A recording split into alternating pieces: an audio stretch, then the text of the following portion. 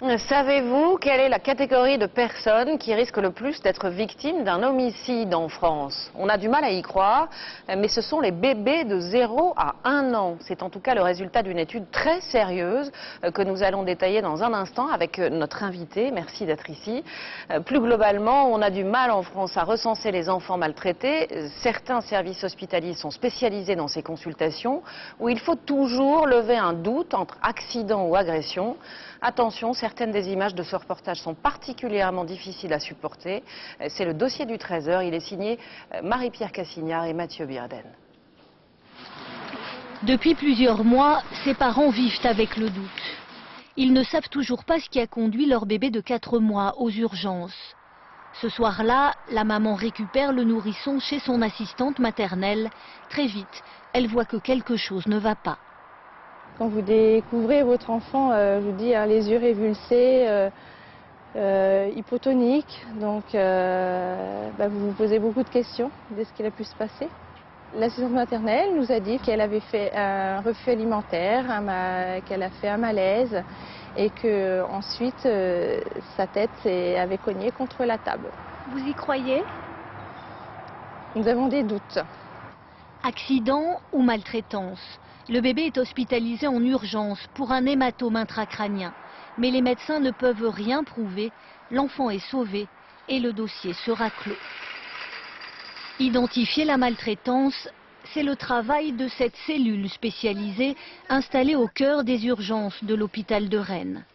Ici, pédiatres, pédopsychiatres et assistantes sociales examinent chaque année 350 dossiers de maltraitance physique ou sexuelle envers des enfants.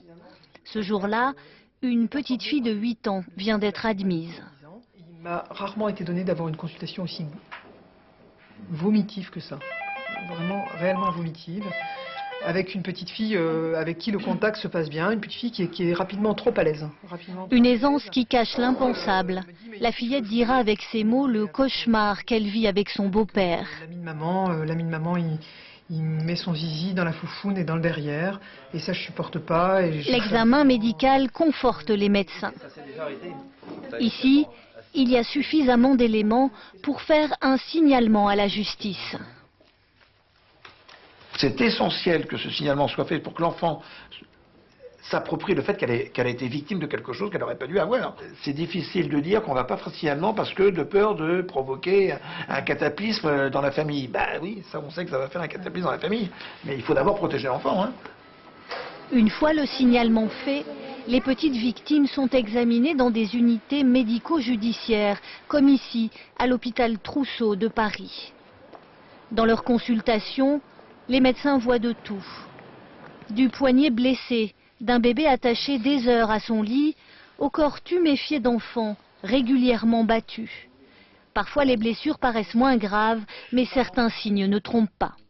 La maltraitance, c'est un processus dans lequel il y a une répétition des faits, une chronicité des faits. Donc dans ces situations, on va avoir la coexistence sur le corps de l'enfant de lésions d'âge différents.